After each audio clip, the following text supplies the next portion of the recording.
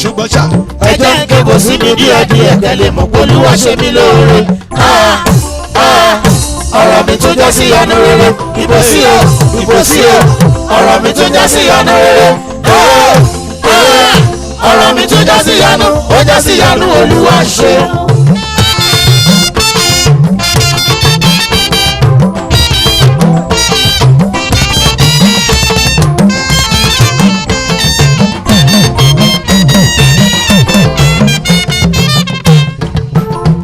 àìfẹ̀lẹ̀ kébò sí mi ò dá.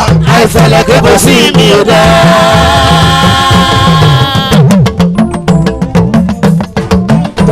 àìfẹ̀lẹ̀ kébò sí mi yóò dá. àìfẹ̀lẹ̀ kébò sí mi ò dá. ẹ jẹ́ ń kébò sí mi díẹ̀díẹ̀ tẹ́lẹ̀ mọ̀ pé Olúwa ṣe mí lóore. ọ̀rọ̀ mi tún jẹ́ sí ìyanu rere. ìbò sí o ọ̀rọ̀ mi tún jẹ́ sí ìyanu rere. ọ̀rọ̀ mi tún jẹ́ sí ìyanu, ó jẹ́ sí ìyanu Olúwa ṣe. ṣùgbọ́n ìbànújẹ́ túbọ̀ tán mi. ìbànújẹ́ túbọ̀ tán mi.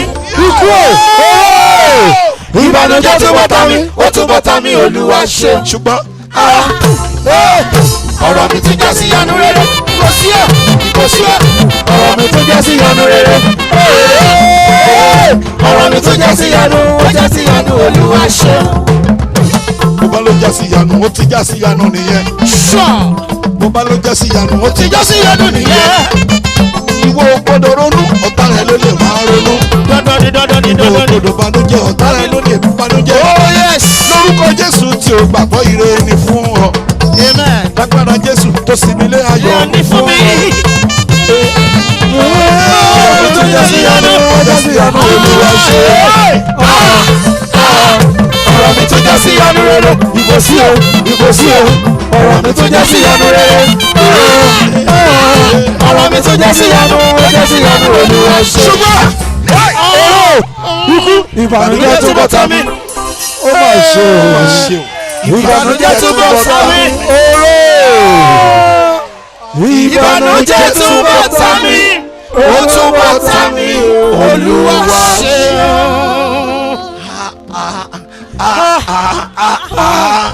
ìbànújẹ́ túbọ̀ tán mi. lórí gbogbo wa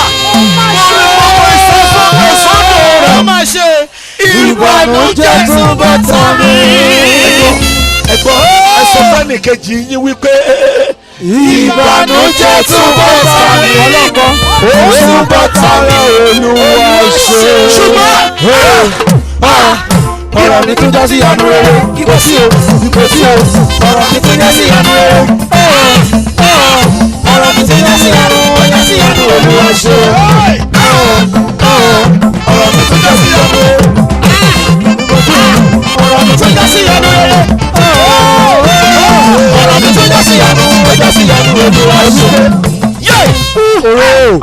ìbànújẹ́ túbọ̀ tán mi. ìbànújẹ́ túbọ̀ tán mi. ìbànújẹ́ túbọ̀ tán mi. ó túbọ̀ tán mi Olúwa ṣe. ẹ bá mi gbé ògo sókè sí Ọlọ́run. ògo ẹ má yẹ má. ẹ bá mi yìn dáadáa, ẹ bá mi yìn dáadáa. ọba tí ò ní igbákejì ní ìṣe. ṣé kí ni ìyàwó lálẹ́ jù bẹ́ẹ̀ lọ rẹ̀? ògo. Yes. ògo. ẹ bá mi gbé ògo ẹ sókè dáadáa. Amen. hallelujah. ẹ já jókòó fún gbọ̀ngbà díẹ̀.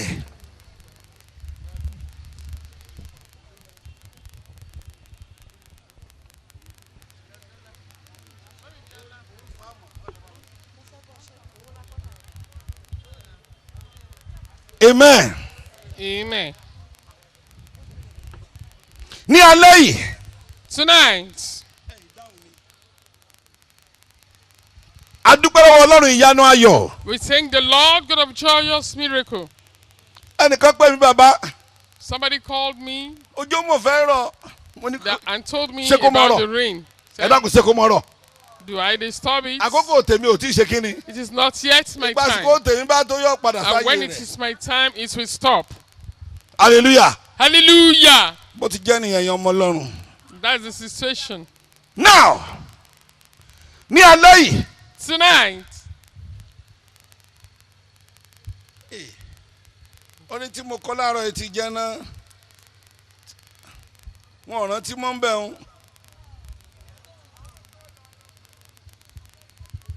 Àwọn tó lànà fún wọn dúró lọ́nà kan ṣoṣo. Ọlọ́run mi lànà kọ́mọ ọlọ́nà mi lọ. Jésù lànà kọ́mọ ọlọ́nà mi lọ. Ẹ̀mí mímọ́ lànà kọ́mọ ọlọ́nà mi lọ.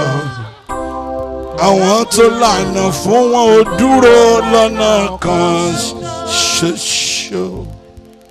Gbogbo ẹni tí yóò jánà lálẹ́ yìí.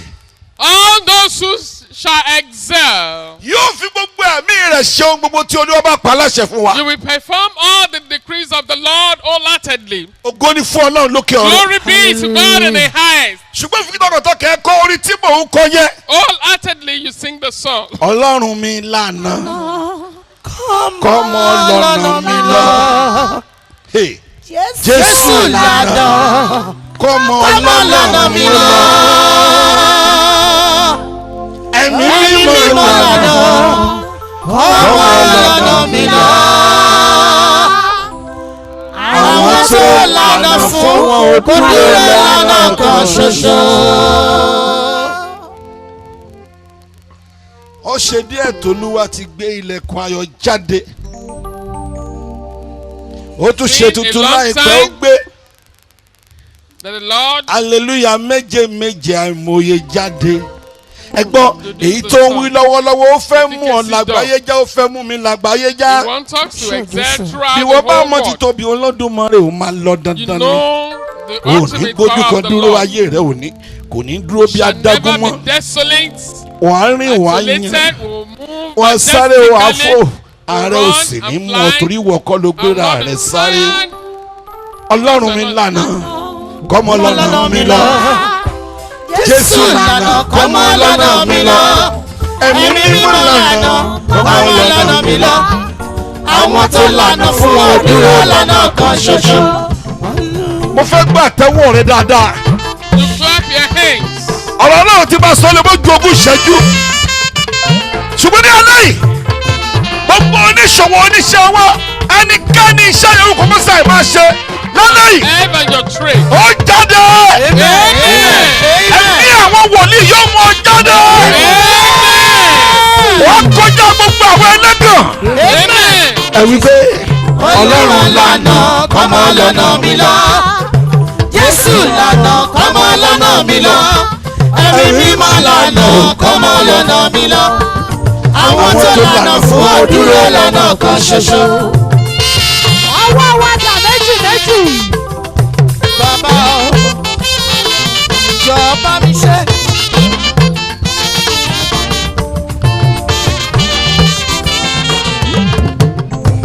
Olúmọládé kò dúró lọ́nà kan ṣoṣo. Babalọ́lá ò dúró lọ́nà kan ṣoṣo. Ọba náà rè bàbá mi kò dúró lọ́nà kan ṣoṣo. Ọláyínká mo dúpẹ́ mi ò dúró lọ́nà kan ṣoṣo. Ọlọ́run mi lànà Lànà kọ́mọ lọ́nà mi lọ. Àwọn tó lànà fún wa dúró lọ́nà kan ṣoṣo. Ọlọ́run lànà kọ́mọ lọ́nà mi lọ. kọ́mọ lọ́nà mi lọ. Jésù lànà kọ́mọ lọ́nà mi lọ. Kọ́lọ́kọ́lọ́. Ẹ̀mí mímọ́ lànà kọ́mọ lọ́nà mi lọ. Àwọn tó lànà fún wa dúró lọ́nà kan ṣoṣo. Bí ẹnìkejì rẹ pé ó ṣe tán láti lọ bí. Are you ready? Kò dá ọlọ́run. A ti ṣe tán tipẹ́tipẹ́.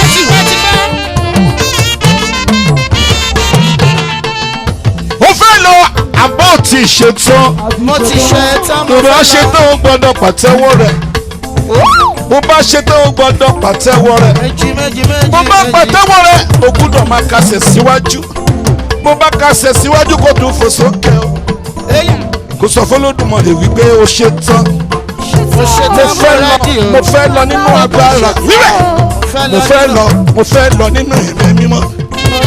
mo fẹ́ lọ nínú ìmọ́lẹ̀ o mo fẹ́ lọ ṣẹ́gun ayé wa mo fẹ́ lọ fún ògo ìrere mo fẹ́ lọ pẹ̀lú ẹwà ẹ̀mí mímọ́ mo fẹ́ lọ pẹ̀lú ògo àìdíbàjẹ́ o mo ṣe tán lórí bàbá mi lánàá ọlọ́run mi lánàá lánàá ẹlẹ́dàá mi lánàá ọkọ mi lánàá olówó orí mi lánàá tó lànà fún wọn ò dúró lọ́nà. Báwọ̀kẹ́. Ọlọ́run lànà kọ́mọ lọ́nà mi lọ. Ọmọ ọlọ́jà Jésù lànà kọ́mọ lọ́nà mi lọ. Ẹ̀mí mímọ́ lànà kọ́mọ lọ́nà mi lọ. Àwọn tó lànà fún òdúró lọ́nà kan ṣoṣo.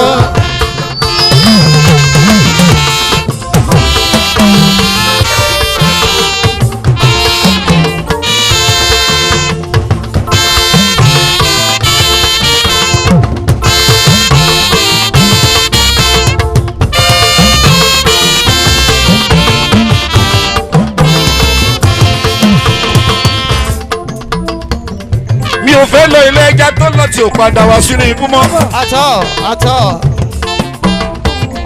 ọwọ́ wa méjì. Kì í ṣe pé mò ń lọ pé Jésù tí ò tètè dé wá sẹ́. Bàbá Babalọ́lá ló sọ pé òun fẹ́ lọ pé Jésù wá kì í ṣe Ọláyínká Òkòtó Jésù. Ẹ̀yin náà lọ́mọ òkè náà. Mo fẹ́ lọ láti pádépá látòkòdógó látẹ̀wádẹ́wà o. Bàbá mi ọba dáre ní ìlú Àkúrẹ́ ló jókòó sí àti ìlú Àkúrẹ́ lọ́sọ̀tún sósì síwájú sẹ́yìn á tún padà lọ sí ilé dandan. Oh yes. Àṣẹ̀ṣẹ̀ bẹ̀rẹ̀ kí láti rí ná. Àṣẹ̀ṣẹ̀ bẹ̀rẹ̀ kí láti rí ná. Wọ́n ti rí gẹ́gẹ́. Ọmọ ọlọ́nà lèmi o. Ó ṣọ̀. Ọmọ ọlọ́nà lèmi o. Ògún kọ́ lolùlànà mi. Ṣàngó kọ́ lolùlànà mi. Wọ́n lẹ́nu bẹ̀. Ọbàtálá kọ́ lolùlànà tèmi. Jésù Olúwa ti ṣọ̀nà lolùlànà mi. Ọlọ́run lànà kọ́mọ lọ́nà mi lọ. mi ò gbọ́. Jésù lànà kọ́mọ lọ́nà mi lọ. Ẹ̀mí mímọ́ lànà kọ́mọ lọ́nà mi lọ. Àwọn tó lànà fún òdúró lọ́nà kan ṣoṣo. Ẹjọ́ sá kí lẹjọ́ kan kí lẹjọ́. I wonder. Ṣé pásítọ̀ yẹn oníyẹ̀yẹ́ ni? Ìwọ tó ń sọ oníyẹ̀yẹ́ ń bolo wa. Ṣé wòlíì yẹn? Ṣé oríran ṣá àwọn oríra dáradára? Ìwọ tó ò ṣe dáadáa tó ń sọ̀rọ̀ rẹ̀. Kí ló ṣe? Ó yà mí lẹ́nu.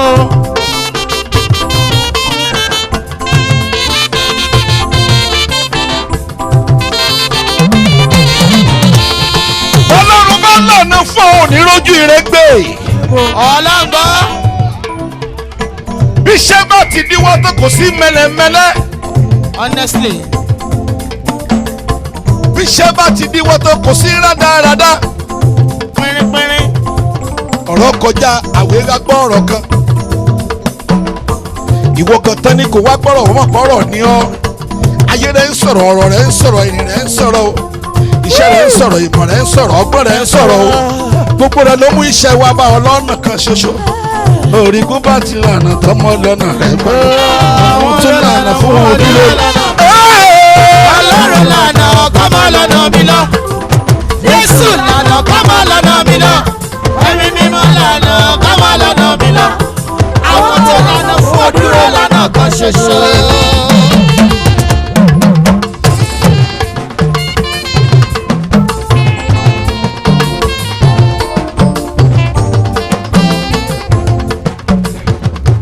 Ẹ̀wí kí n gbọ́. Ọlọ́run lànà kọ́mọ lọ́nà mi lọ. Jésù lànà kọ́mọ lọ́nà mi lọ. Ẹ̀mí mímọ́ lànà kọ́mọ lọ́nà mi lọ. Àwọn tó lànà fún òdúró lọ́nà kan ṣoṣo. Ṣé o rí pé orin mi ò dúró lọ́nà kan ṣoṣo? Ọ̀rọ̀ tó tẹnu mi ní jáde ò dúró lọ́nà kan ṣoṣo. Iṣẹ́ agbára tó ṣe ò dúró lọ́nà kan ṣoṣo. Lọ́dọọdún ni mò ń pélé kéésì ojàre. Ẹ wí pé Ọlọ́run lànà kọ́mọ lọ́nà mi lọ. Jésù lànà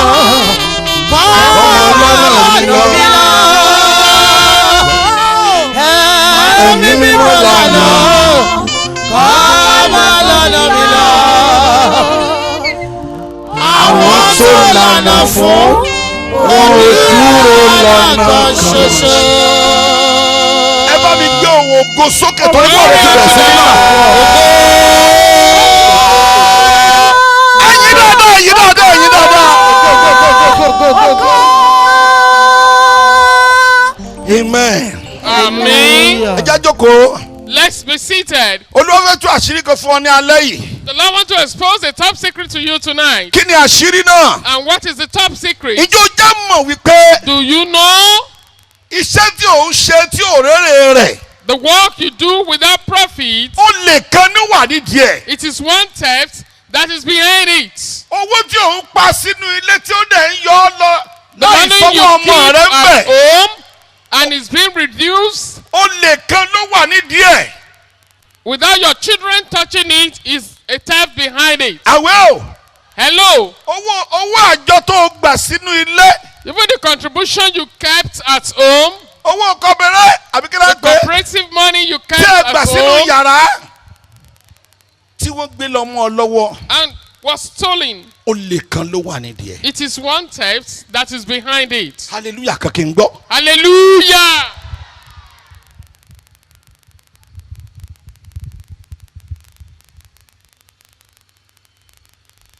Mo ń pọwọ́ ohun ọmọ mi tí mò ń dá sí. Even I make sales, but I don't know Ó lè where kan I ló kept wà the ní money. ìdí ẹ̀. A theft is behind it.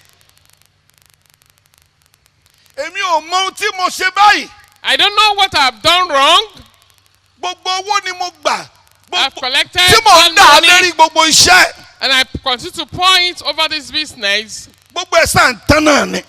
and all will just Mi ò finish. sì raṣọ sọ́rùn. And I've not bought any Mi ò clothes ra bàtà. from it, no shoes. Mi ò jẹun tẹ́gbẹ́ mi ń jẹ. I've not eaten the way Ó my nìkan ló wà and nídìí dying, ẹ̀. but a theft is behind it.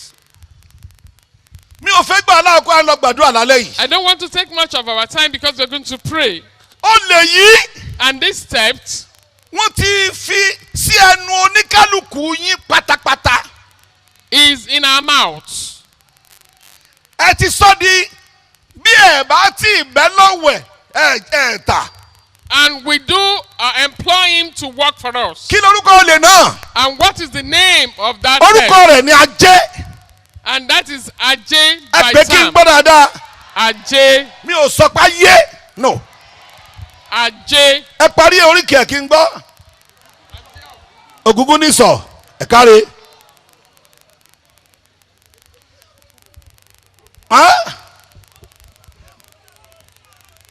Onísọ̀ ọ̀bọ̀jì olè ló ń jẹ bẹ́ẹ̀. Is a theft. Òrìṣà kan ló dà ní ilẹ̀ Yorùbá. He turned to an idol in Yoruba land. Ṣùgbọ́n nígbà tó wà láyé, But while he was alive, nígbà tó bá ń ta ọjà ní Ilé Ifẹ̀, when there is a big market in Ile-Ife and people are Onílọ́jà o. making sales, and they fix a day for the market, oníkálukú ó máa yára tà. people will make their sales quickly.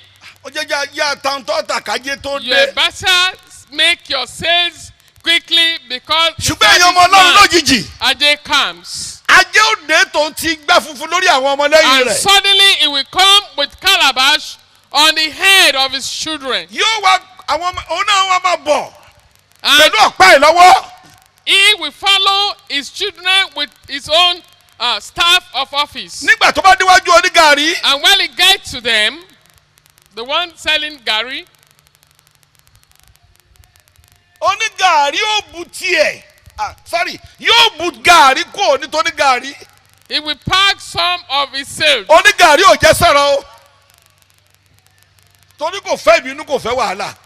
And the one selling the Gary will never talk because he doesn't Yóò need, bu tó fẹ́ ń bẹ̀. he doesn't want the problem of Gbogbo Ajay. ìgbà tó bá gbé wọ ọjà ní òfo, gbogbo ẹ̀ ní ó ṣe kí ni o? You feel. Ní ó kó oúnjẹ And sí. all the calabash he brought to the market, which he placed on his children's head, will be filled with food stuff. Oníkálukú ó tún bọ́ sínú ìbànújẹ́. And people will be sad after he had gone. Wọ́n bá padà dénú ilé. And when they get back home, Ẹ kú ilé o.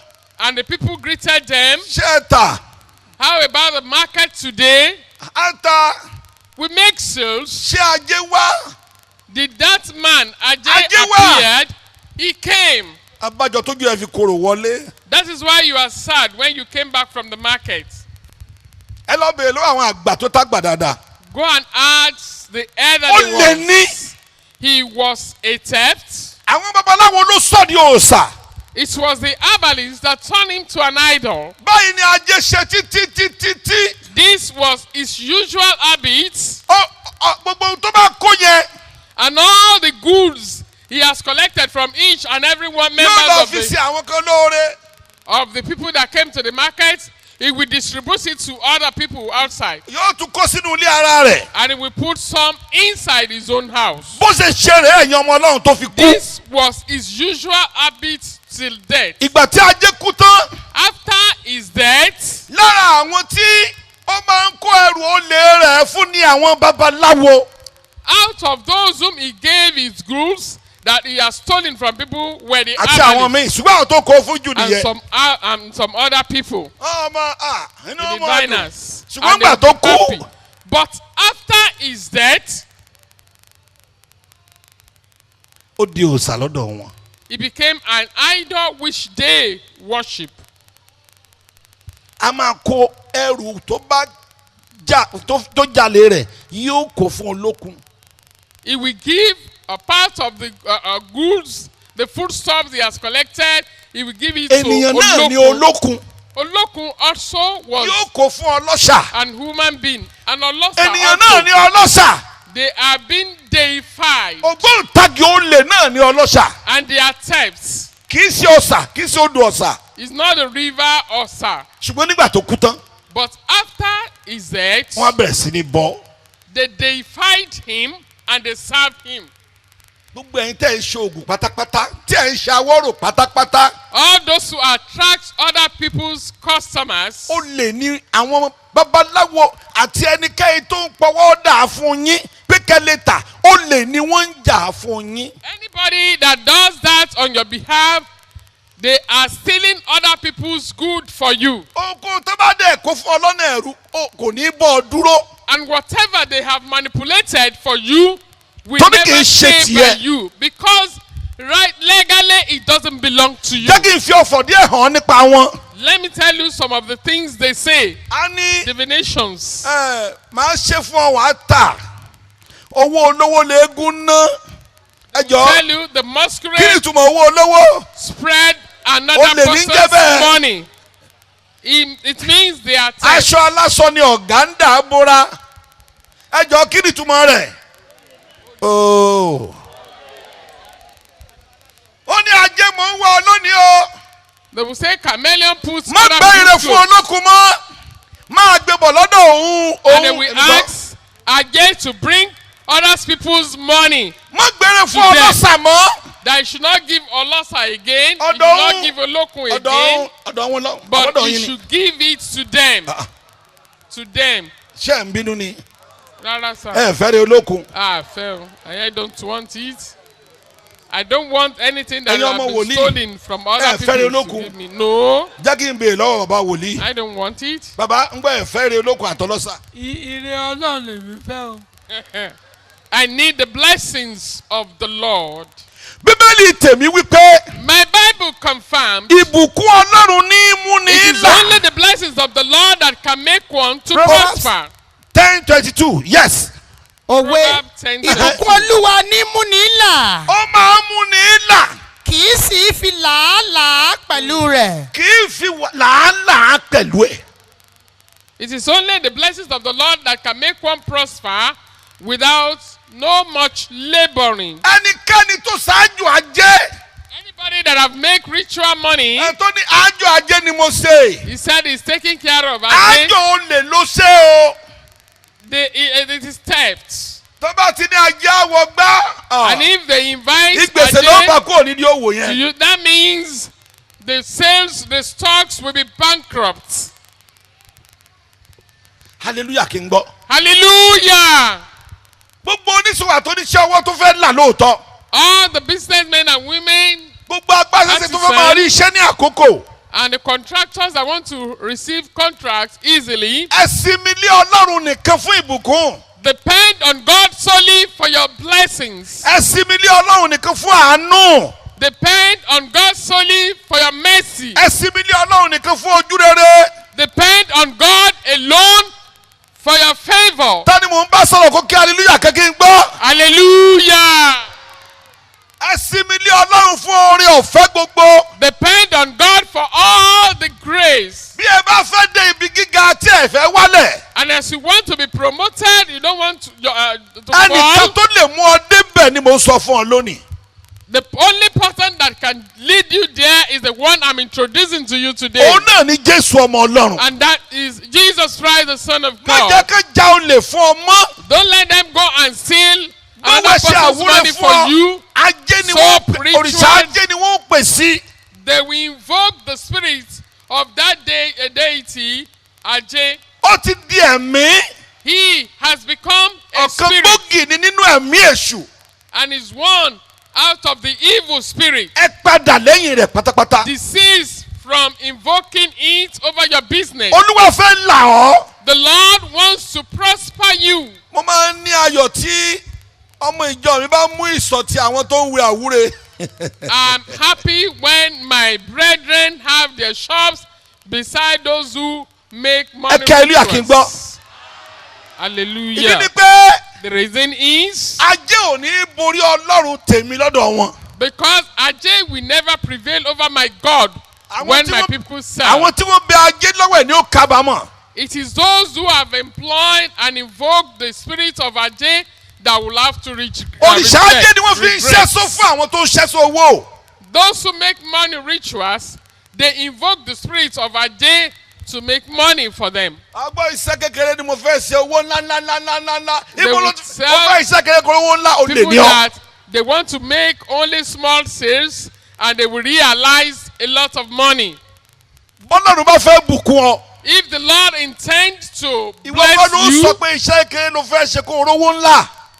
it's not you that will say that you want to make just small sales and have big money. tọ́lọ́run bá rí ìfaradà àti ìtẹ́lọ́rùn rẹ. When the Lord could see your contentment and your endurance yóò já ọ sí owó àti ìbùkún ńlá. and your little business, your little trade will lead to a lot of money. ìbùkún Ọlọ́run nìkan ló lè It múni is là. only the blessings of the Lord alone that can make one prosper. bí ẹnikẹ́ni bá kí ọ láti òní lọ. And if anybody greets you in this form ẹ henceforth, káàárọ̀ o. good morning, ẹ ta o.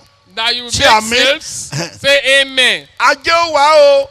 But if he mo had wulẹ̀ it, sàmí o. that Ajay will come, will Tọ́lá ò ní ìdí appear, ẹ̀. don't say amen to that to such a prayer because it doesn't need Ajay on your sales. òrìṣà ó lè ní nínú ayé. He was an idol that steals other people's things while he was alive. olè náà ló tún ń jà nínú ẹ̀mí. And he continued with his work in the spiritual realm. gbogbo àwọn tó ń ṣe oògùn fún tó ń jalè gidi gan gidi lójúlówó. All those who are armed robbers, ajé ni ọṣẹ tó fi ń wẹwọ́ wọn. they have used soap which Ajay spirits have invoked upon. Ọlọ́run ò dẹ̀ sọ pé òun ò lè là ọ́. And God have not denied your prosperity. kò sọ pé òun ò lè gbé ọ ga. He have not denied you of excelling in life. ó lè ràn ọ́ lọ́wọ́ ní gbogbo ọ̀nà. The Lord can help you in all ramifications. abájọ tó fi sinmi lé Ọlọ́run fún ìbùkún mọ́. That is the reason why some people did not depend on God alone for their blessings. oore ọ̀fẹ́ tí Ọlọ́run dá mọ́ ọmọ iṣẹ́ rẹ wà The síbẹ̀ grace dídí. which God has created you with you over your business remain intact. ó tún lọ gba ọṣẹkọ́ṣẹ òfin wẹ̀ òfin wẹ oore ọ̀fẹ́ dànù lójú And you ọmọ. now collect strange soap from people and you wash away the grace of the Lord that is inbuilt in you. ní alẹ́ yìí Tonight, gbogbo oníṣòwò àtòníṣẹ́ ọwọ́ tó múra tán. all the businessmen and women that are ready, agbára ẹsẹ̀ tó múra tán. the contractors that are ready láti fi orí mọ́ Ọlọ́run lẹ́yìn. to cling unto Jesus Christ alone, tó ní gbàṣẹ oníṣẹṣẹ mọ́. that doesn't want to take another person's sales or ó rí àánú money, gbà. we shall all obtain mercy of the Lord. Amen. Gbọ́ àmì ẹ̀ bákanbákan o. We shall all obtain the mercies of the Lord. Amen. Olè ni ajé, sọ pé olè ni. Ajé is a theft.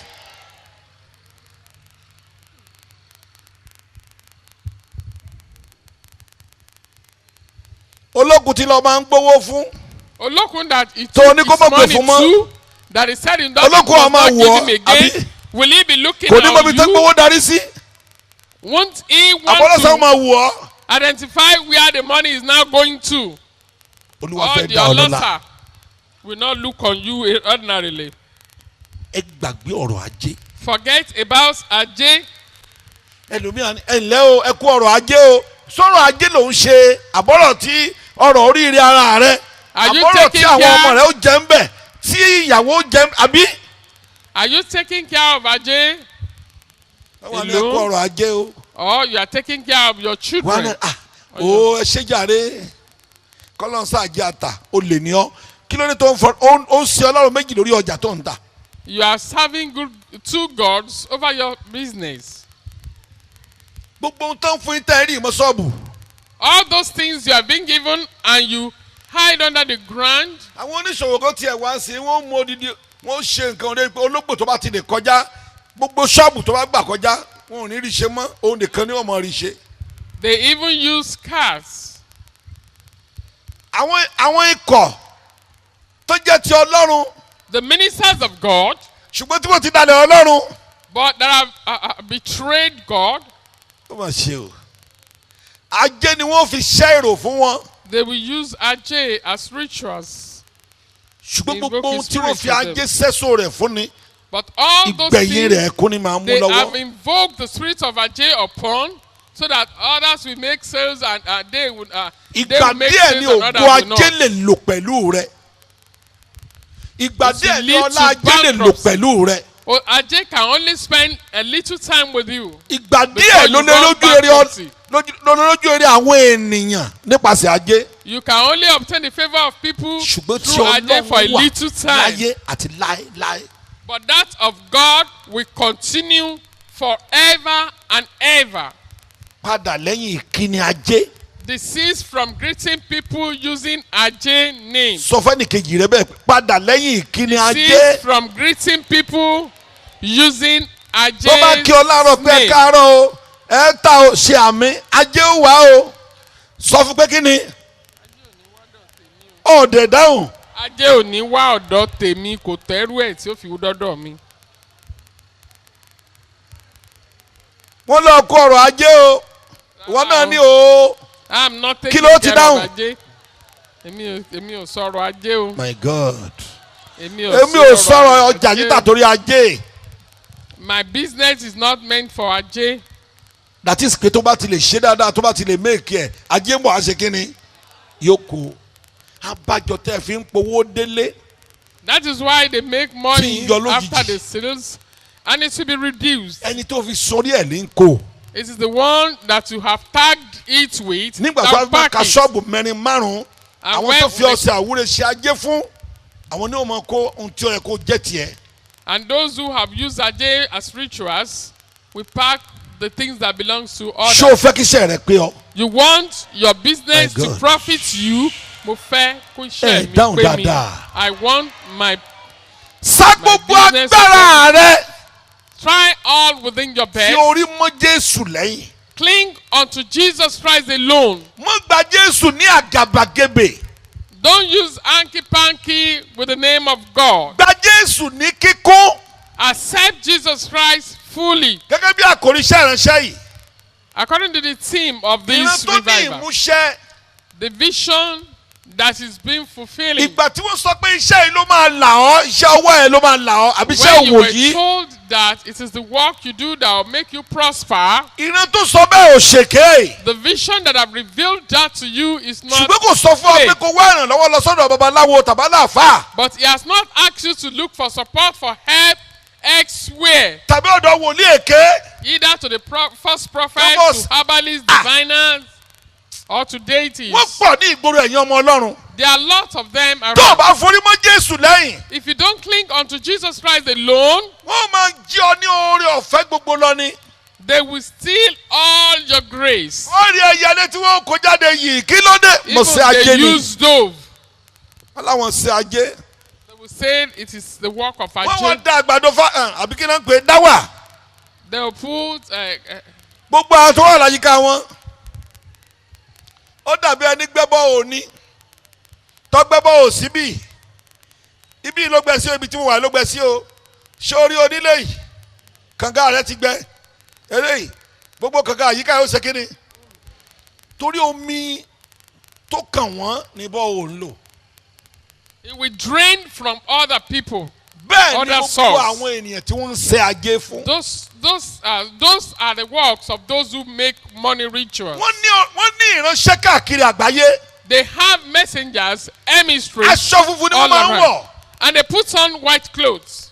èmi ń wọṣọ ẹgbẹ́ sì ń gbọ́ mò ń wọṣọ funfun òbí ni kò ń wọṣọ funfun o. I'm not asking you not to put it on white. wọ́n máa ń fi àmì sí tiwọn wọ́n fi ìlẹ̀kẹ̀ sọ́rùn wọ́n They fi sọ́wọ́ put bead on their neck wọ́n wá and gbé bead igbá on their hands, and they will carry calabash wọ́n mú bowls. sagolo dání They will be with wọ́n ní ọ̀sán àgbè ọ́. the jingle around.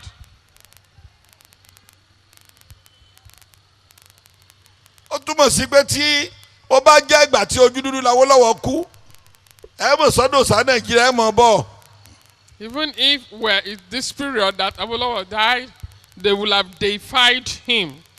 padà lẹ́yìn ajé The sins from that kọ ohun ajé láti alẹ́ yìí lọ. spirit, Ajay, and renounce his name. wọ́n nìkan ní mo fẹ́ gbàdúrà fún ọ lórúkọ Jésù arajé jẹun ó lè lájẹ́ ò lè rí jẹun.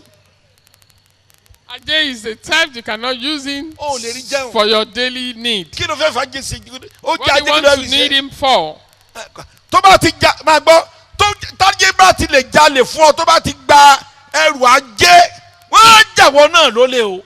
If he takes from others and give you, he will take from you also and give others. torí ọlọ́sà fúnra rẹ̀ ó ní àwọn ọmọ ogun tiẹ̀ tí ń jalè fún. Because Olosa itself has his own emissaries that steals for him. olókun náà ní àwọn tí ń jalè fún. And Olokun also have those people that ṣùgbọ́n tí steals ajé ló for him. le jù ó ní agbára But ju that gbogbo wọn of lọ. Ajay was so tense. ó ti pàdé wọn ó ti gbà tọwọ́ wọn rí. You have met them, you have collected wọ́n from wá them ṣẹ́ fún pé before. ọ̀dà tọ̀ àwa náà ò ní jalè wọ́n torí náà ń tọ́ bá ti ń gbé alájọ mọ́ ṣe kí ni lájọ mọ́ gbà. They have met one another and they have collected from one another. Now they decided that it is only Ajay that should be operating. mo gbàgbé ìwé òwe Don't forget the orí book of ìkẹwàá Proverbs, ẹsẹ̀ ìkejìlélógún verse ìbùkún 22. ọlọ́run nìkan ní múni là. The blessings of the Lord make rich, and he had no sorrow with it. ẹ jọ mo ń dáwọn èèyàn lóhùn wọn ránu gbà o. Through the mercy of the Lord, I attend to many people Mi ò for lè- guidance and counseling. bóyá lójúmọ́ bóyá á rí bí ogún àbí mẹ́ta àbí. kí ló ṣe hà. bí ogójì bí 50. Like Ṣùgbọ́n 50 people mi ò daily, ní I attend dáyàn to lóhùn. them, but I will never attend to them Kíni? for counseling fún mi lówó. and ask for money. àbí kí n fẹ́ kó o lé kínní. ọlọ́run mò ń jáde lọ o.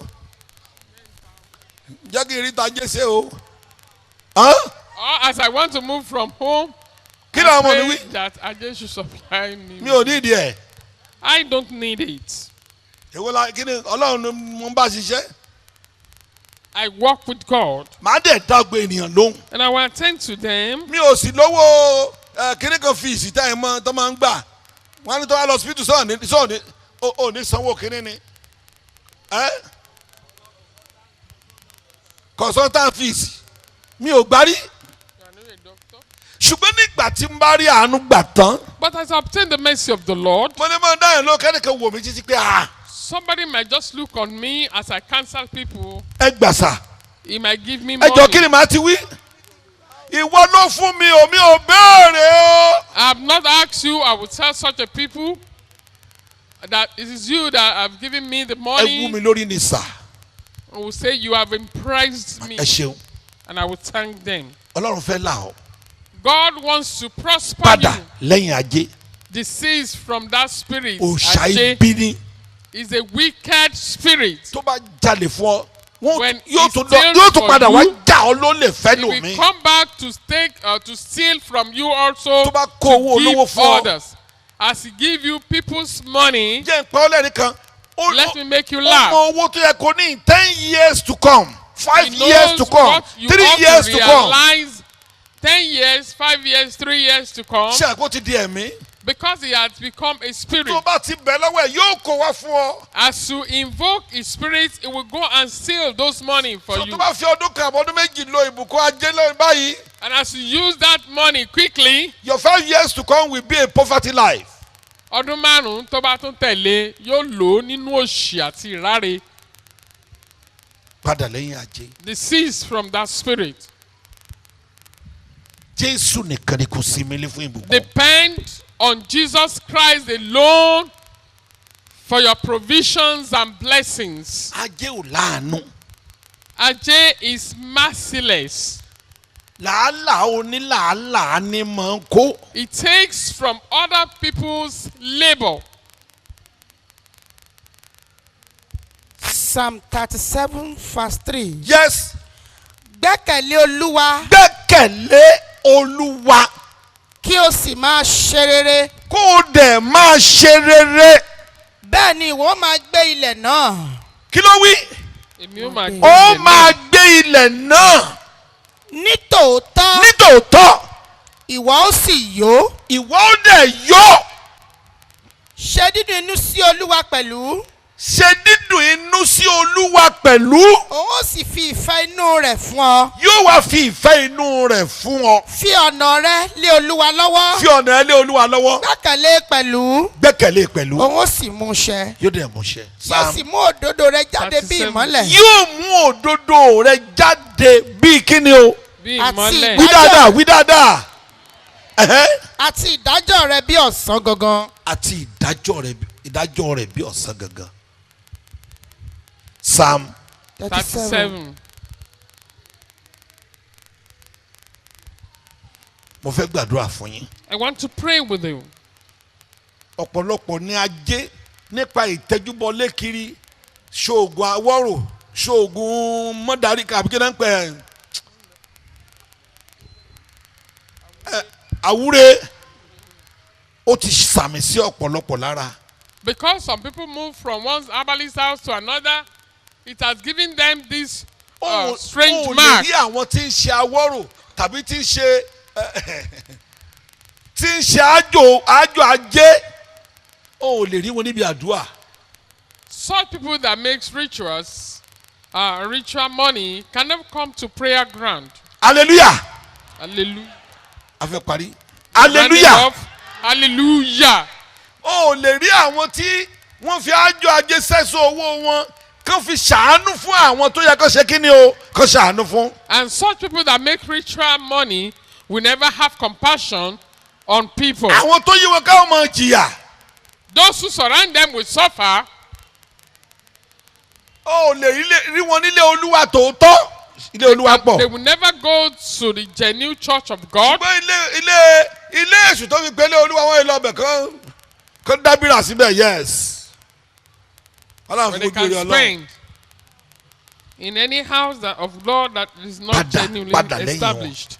Desist from following such people. ọlọ́run fẹ́ là ọ́.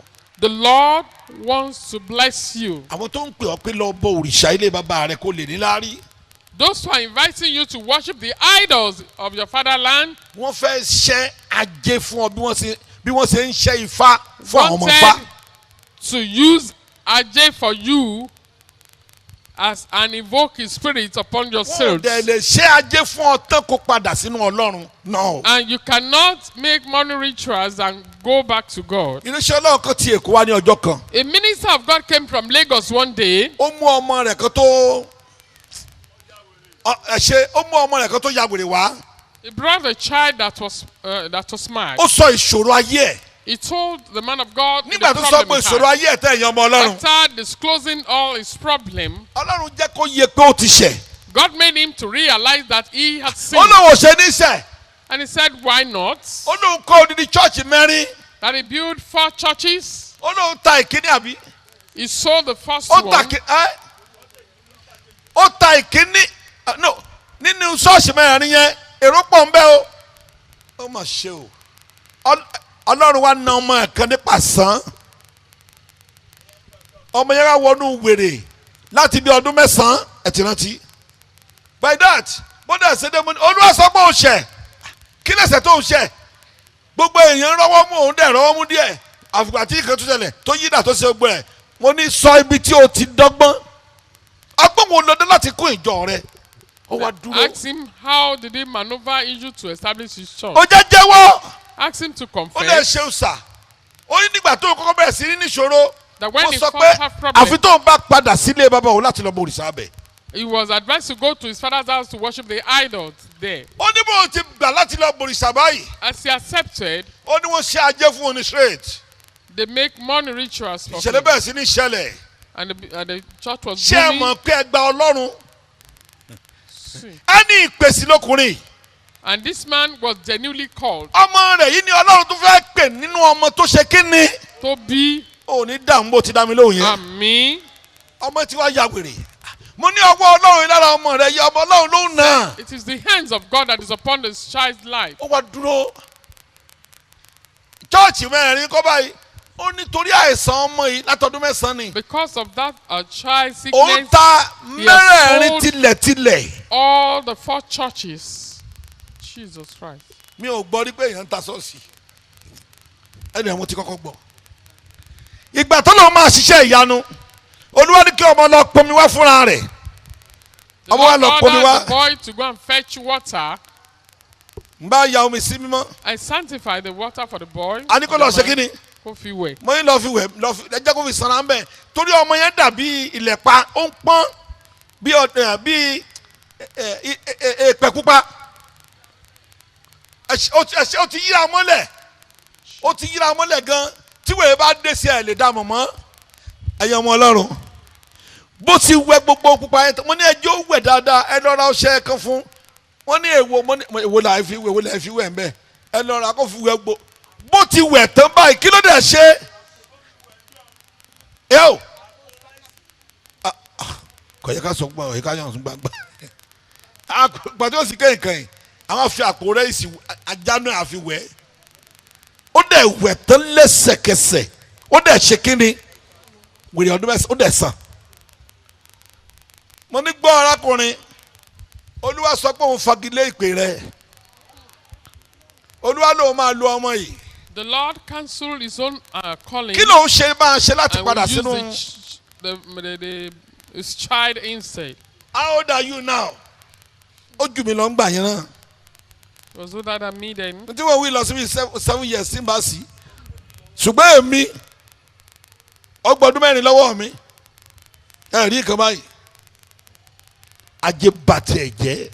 And they destroyed that man's 1 life. Corinthians 2:4. 1 Corinthians 2:4. Àti ọ̀rọ̀ mi àti ọ̀rọ̀ mi. àti ìwàásù mi àti ìwàásù mi sí kì í gbogbo ṣe ẹ̀yin nípa oníṣòwò ọ̀rọ̀ àti ọgbọ́n oníṣẹ́ ọwọ́ ènìyàn kì í ṣe nípa ọ̀rọ̀ ọgbẹ́ ènìyàn tí a fi ń yí ni tí lọ́kàn a fi yí padà lọ́kàn padà bí kò ṣe nípa ìfihàn ti ẹ̀mí bí kò ṣe nípa ìfihàn ti ẹ̀mí àti ti agbára àti ti agbára kí ìgbàgbọ́ yín kí ó má ṣe dúró nínú ọgbọ́n ènìyàn kí ìgbàgbọ́ yín mọ̀ ṣe dúró nínú àwọn òrìṣà gbogbo rọ́dọ̀ọ̀dọ̀ tó fi ń lọ bí yín kò ṣe nínú agbára Àwúrẹ́. Ọlọ́run bí kò ṣe nínú agbára Ọlọ́run ṣùgbọ́n àwa ń sọ̀rọ̀ ọgbọ́n láàrin àwọn tí ó pé yes ṣùgbọ́n kì í ṣe ọgbọ́n ti ayé yìí kì í ṣọgbọ́n ti ayé yìí tàbí nítorí ti ayé yìí Aha. tàbí ti olórí ayé yìí tí yóò di asán tí ó di ṣùgbọ́n asán àwa ń sọ̀rọ̀ ọgbọ́n àwa ń Ọlọ́run sọ̀rọ̀ ọgbọ́n Ọlọ́run ní ìjìnlẹ̀ ní ìjìnlẹ̀ àní ọgbọ́n tí ó farasin àní ọgbọ́n tí ó fara èyí tí Ọlọ́run ti lànà sílẹ̀ ṣáájú ìpilẹ̀ṣẹ̀ ayé fún ògo wa yes èyí tí ẹnikẹ́ni nínú àwọn olórí ayé yìí kò mọ̀ aha nítorí ìbá ṣe pé wọ́n ti mọ̀ ọ́ ìbá ṣe pé wọ́n ti mọ̀ ọ́ ìbá ti kan Olúwa ògo máa gbélébù òní kan Olúwa ọmọ àgbélébù ṣùgbọ́n gẹ́gẹ́ bí a ti kọ pé bí a ti kọ pé ohun tí ojú kò rí àti tí etí kò gbọ́ tí kò sì wọ́ ọkàn ènìyàn lọ Aha. ohun ọ̀nì tí Ọlọ́run ti pèsè sílẹ̀ fún àwọn tí ó fẹ́ fún àwọn ṣùgbọ́n Ọlọ́run ti ṣí wọn payá fún wa nípa ẹ̀mí ó rẹ̀ ṣí wọn gbogbo tí à ń wí lónìí tí mo ń fún ọ yìí Ọlọ́run ṣí wọn payá fún wa nítorí pé ẹ̀mí ní wádìí ohun nítorí gbogbo ẹ̀mí ní wádìí àní ohun gbogbo ohun ìjìnlẹ̀ ti Ọlọ́run. gbogbo ènìyàn yìí dìde dúró lórúkọ Jésù. dìde dúró lórúkọ Jésù. ẹ jọ̀ọ́ a ti fẹ́ parí nìyẹn. We're rounding off. gbogbo oníṣòwò. All the businessmen and women, oníṣẹ́ ọwọ́. artisan, agbaṣẹ́ṣe. contractor. níbi tó o bá wà kí ẹ yọ hallelujah kan kí n gbọ́ dáadáa ó yá. Hallelujah. ẹ gbọ́n tí mò ń wí ni. sẹ́yìn náà tí ń sọ̀wọ́ ni. mọ́mí. Bẹ́ẹ̀ni sà. ẹ́ wọ́n ta mọ́tírasì. tọ́ Lọ́jà tuntun ní McKinsey shopping complex.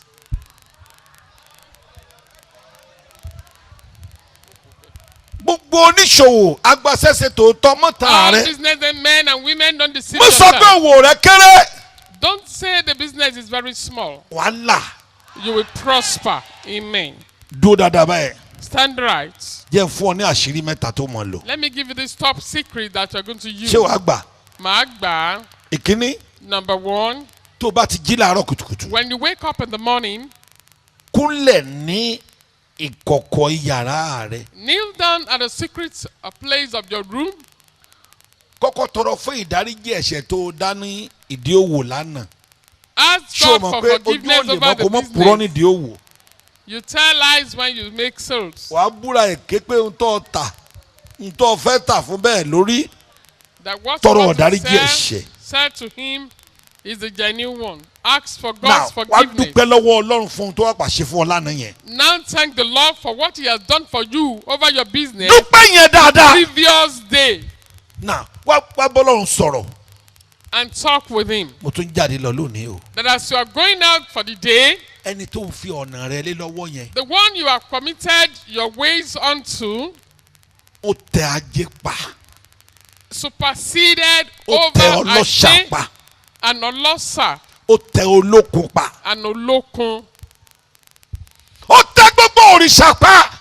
It superseded over all the deified. ìṣòro tá a ní ni deities. pé. The problem we have is ó ṣòro kẹ́ ẹ kúnlẹ̀ kẹ́ ẹ gbàdúrà. it's very difficult for you to kneel down and pray. mo ti ń sọ tipẹ́ ẹ̀yin ọmọ Ọlọ́run. I've been saying it for long. ẹ mú ọkàn yín kúrò nínú à ń ṣe ètò àbí à ń gbé òṣàkẹ́sí kọ́nà àbí à ń ní àṣà gbẹ̀dúgbẹ̀dú sínú ilé ẹ padà ń Remove bẹ̀. your spirit from having worshiping idols or creating anything beside God. kò sóhun tó o ní kò séyìí tó o nínú gbogbo nǹkan wọ̀nyí tí ò ní mú ìgbẹ́kẹ̀lé rẹ kúrò nínú Ọlọ́run. There is nothing you have or any provision that is made for you that will not remove your trust from God. ẹ wo àṣẹ rè ẹ máa wo àṣẹ o mo fi pamọ́ sínú sọ́wọ́ bàbá ìgbà tó mo fi pamọ́ sọ́wọ́ bàbá wọ́n lé wá bá mi wọ́n ní ó lù mí ó lè bá mi jà mo ń bọ̀ jẹ́ padà wọlé bàbá ń bẹ́ẹ̀ mọ́ àṣẹ tí mo fi pamọ́ sọ́wọ́ bàbá yóò máa gùn mí Ọlọ́run kọ́ ló ń gùn mí mọ́. By what you have at home that is not God, it will be Mama! intoxicating you, bàbá yẹn fún mi ní kíní pushing tí mo fi lé you. lọ́wọ́ ó yá ẹ̀wọ̀n kí ló wí máa sọ fún ọ sí wàá ní wọ́n gbó ohunkóhun tó bá yí tọrọ lọ́wọ́ èyí tó bá ti fi pamọ́ Whatever you take from Satan and you fún ohun keep èlò lọ́nà kan tàbí to òmíràn be used in any way, yóò ṣe ojú ẹ ọkàn ẹ̀mí rẹ kúrò lọ́dọ̀ Ọlọ́run. your eyes, your spirit, your heart away from God. náà tòkótó bá bá Ọlọ́run sọ̀rọ̀ láàárọ̀ But kùtùkùtù as you Olúwa communicate with God early in the morning bá ogun mi jáde and you ask Him to lead you Bíbélì pé out, ẹ máa ra ìgbà padà the Bible said we ó ní should búburú ọjọ́ redeem ṣe kí ni o ó the tó fún time because the evil of each day is sufficient for it. tó bá fẹ́ adéládé pátápátá And if you want to crown it all, kọjá sínú Psalm 20 péré you read Psalm tí Olúwa 20. kí ó gbóhùn mi ní ọjọ́ ìpọ́njú The Lord should hear me in rẹ the ló wí day of bẹ̀ trouble. mi ló lò àbí òní àbí rẹ àyàn náà kà fún ni. òkòtó Jésù ló ń bá yín sọ̀rọ̀ I, in the crown of Jesus Christ, is speaking ọ̀rọ̀ with inú you. Bíbélì ni mo sọ fún yín And I'm telling you the word of the Bible.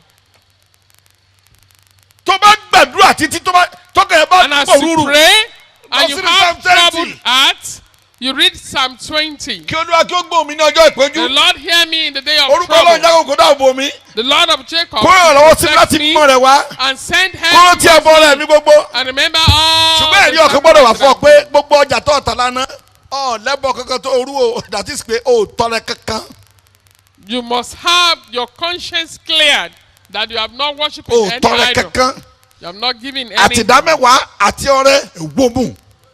Even you swallow all the tithes, all the offering, and even mercy for other people. hallelujah kankan ń gbọ́. Hallelujah. kí lè ń wá kiri lọ́dọ̀ ajé ẹ padà lẹ́yìn Why do ajé. you go to Ajay? ajé yìí ṣe aláṣírí rẹ Ọlọ́run ní aláṣírí rẹ. Ajay is not your provider. Now- God is your provider. tó o bá débi iṣẹ́ tó wá tún ní pé o tún le jù. And when you get to your shop and you think Má that banújẹ́. things are things, tó o bá ní Ọlọ́run nìkan ló lè banújẹ́.